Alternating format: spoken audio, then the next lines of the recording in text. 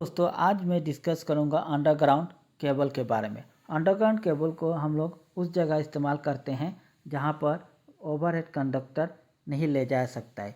Underground cable over overhead conductor से costly होता है क्योंकि इसका जो इंसुलेशन होता है, इंसुलेशन का इस्तेमाल के कारण ये क्या होता है, अंडरग्राउंड केबल का कॉस्ट बढ़ जाता है। ओके, हमारे आसपास में हम लोग को ज़्यादातर देखने मिलता है ओवरहेड कंडक्टर। क्यों? क्योंकि ओवरहेड कंडक्टर का जो कॉस्ट होता है वो कम होता है और अंडरग्राउंड केबल का जो कॉस्ट होता है केबल का वो ज़्यादा होता है। तो अंडरग्राउंड केबल का जो कंस्ट्रक्शन है कुछ इस प्रकार से है।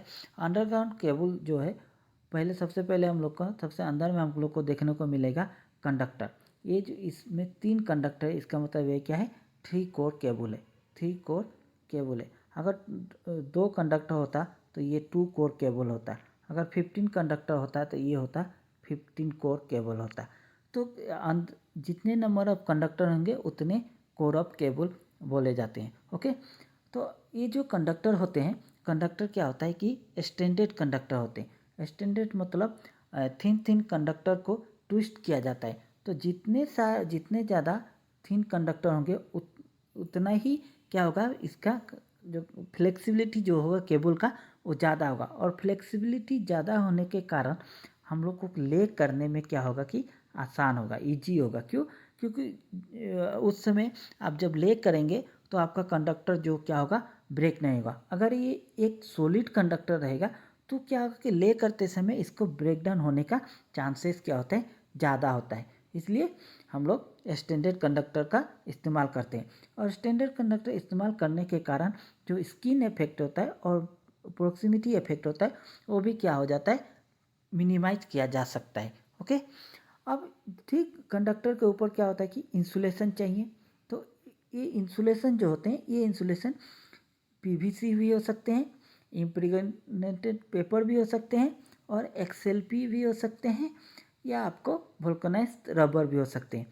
तो ये ज़्यादा आजकल अब हमें ज़्यादा देखने मिलते हैं एक्सएलपी ई क्रॉस लिंक्ड पॉलीइथिलीन। ओके, ये जो इंसुलेशन इस्तेमाल किया जाता है ज़्यादातर। ओके, और पीवीसी भी है, पॉलीविनाइल क्लोराइड का भी इस्तेमाल किया जाता है। उसके ठीक इंसुलेशन के बाद होते हैं हमारा होता है lead seat. Lead seat that is metallic, एक मेटालिक सीट होता है जो कि एल्युमिनियम और लीड का होता है। ओके, ये क्या करता है कि जो केबल है, केबल को हम लोग को जो सोयल में एसिड और एल्किलिस होता है उससे हमें बचाता है। चाहे इन्वायरमेंट में जो भी केमिकल होंगे प्रेजेंट होंगे उससे हमें क्या करता है, ये केबल को बचाता है। ओके, और ये जो क्या किया जाता है, इसको अर्थ किया जाता है ताकि अगर कोई फॉल्ट हो, केबल में अगर कोई फॉल्ट हो तो क्या होगा कि आपका जो भी इक्विपमेंट केबल के साथ कनेक्टेड रहेगा वो क्या होगा, बच जाएगा। ताकि केबल फॉल्ट होने के कारण क्या होगा, इक्विपमेंट उससे आइसोलेटेड हो जाएगा। पता अर्थेड रहेगा तो हमको पता चल जाएगा कि केबल में कहीं फॉल्ट हुआ है, तो इक्विपमेंट को वो सेफली हम लोग आइसोलेटेड कर सकते हैं। जो भी कॉस्टली इक्विपमेंट होगा वो हमारा ख़राब नहीं होगा। ओके, किस वजह से, कभी केबल में किसी प्रकार का इंसुलेशन ब्रेकडाउन हो गया, उसके कारण क्या होगा, कोई फॉल्ट हुआ तो हमारा जो होगा सेंसर उसको आइडेंटिफाई कर लेगा और जिसके कारण हमारा केबल क्या होगा, डैमेज नहीं होगा। और उसके बाद होता है बेडिंग। जो बेडिंग है ये लीड सीट के बाद, ये बेडिंग आपका जूट या फाइबरस मटेरियल का बना होता है। तो ये क्या करता है, बेडिंग जो होता है ये क्या करता है, आपको मेटालिक जो सीट होता है उसको हमको आपको कोरोजन से बचाता है। ओके, ताकि कोरोजन ना हो मेटालिक सीट को, इसलिए हम लोग जूट या फाइबरस मटेरियल का से बना हुआ बेडिंग इसके ऊपर होता है। उसके बाद ठीक बेडिंग के बाद होता है आपको आर्मर। आर्मर क्या करता है, आर्मर जो केबल को केबल को मैकेनिकल स्ट्रेसेस से बचाता है। जब हम लोग केबल ले करते हैं तो उस समय क्या होता है कि कुछ मैकेनिकल जो स्ट्रेसेस होगा तो उसके कारण क्या, उससे हम लोग को कौन बचाएगा, होगा हमको आर्मर बचाएगा। ठीक, उसके बाद ठीक आर्मर के बाद होते हैं जो अच्छा ओके, आर्मर जो क्या का बना हुआ होता है, तो आर्मर जो आपका एक स्टील टेप है, स्टील का टेप जैसा है जो इसके ऊपर लगा दिया जाता है। ओके, और ये गैल्वेनाइज स्टील वायर भी चाहे स्टील टेप है जो थिक बेडिंग के ऊपर होता है।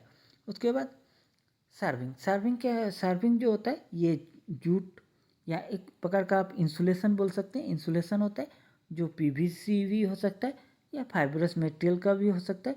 जैसे कि जूट जो क्या करेगा आपको ठीक आपका आर्मर के ऊपर होता है, जो कि आपको आर्मरिंग को एटमॉस्फेयर का जो भी कंडीशन से बचाता है। ओके, उसके बाद आपका आ गया ये जो हम आप देखिए यहाँ पे और एक केबल का जो लगा सकें, यहाँ में क्या है आप ठीक देखिएगा, इंसुलेशन की ठीक बाद आपको इंसुलेशन स्क्रीन मिलेगा। ये सारे केबल में नहीं होते हैं, ये सिर्फ मीडियम वोल्टेज और हाई वोल्टेज केबल में होते हैं। ये क्या करता है? इंसुलेशन स्क्रीन जो यूनिफॉर्म मैग्नेटिक फील्ड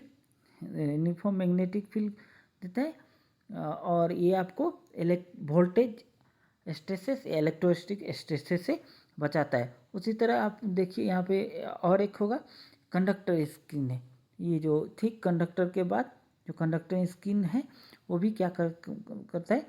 आपको मीडियम वोल्टेज और हाई वोल्टेज में ही सिर्फ इस्तेमाल किया जाता है उसका भी। वो भी क्या करता है? आपको इलेक्ट्रोस्टैटिक स्ट्रेसेस से बचाता है। ओके, तो आपको यहाँ पे हमने सब कंडक्टर का बारे में आपको थोड़ा सा हम यहाँ पे शॉर्ट नोट लिख दिए हैं, जिसको आप लोग स्क्रीनशॉट कर लीजिएगा, जिससे आप लोग को पता चल जाएगा कि कौन सा चीज़ कहाँ पे और किस लिए इस्तेमाल किया जाता है, उनका फंक्शन क्या है। ओके, अब हम लोग डिस्कस करेंगे टाइप्स ऑफ अंडरग्राउंड केबल। तो अंडरग्राउंड केबल क्या होता है? लो टेंशन केबल होता है। लो टेंशन केबल जो 0 से लेकर 1000 वोल्ट के लिए इस्तेमाल किया जाता है।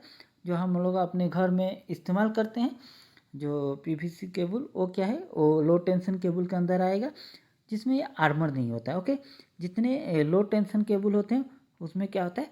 आपको आर्मर देखने को नहीं मिलेगा, उसमें आर्मर नहीं होते हैं। ओके, उसके बाद आता है हाई टेंशन केबल जो 1000 वोल्ट एबव 1000 वोल्ट से लेके 11 केवी के लिए होते हैं। उसके बाद होते हैं सुपर टेंशन केबल जो हम लोग 11 एबव 11 केवी से लेकर 33 केवी वोल्टेज तक यूज़ करते हैं। उसके बाद होता है एक्स्ट्रा हाई टेंशन केबल जो कि हम लोग एबव 33 केवी से लेकर 66 केवी तक यूज करते हैं।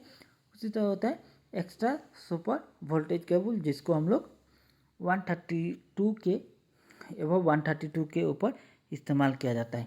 ओके, तो ये रहा, ये सब आज के लिए इतना ही। धन्यवाद, थैंक यू।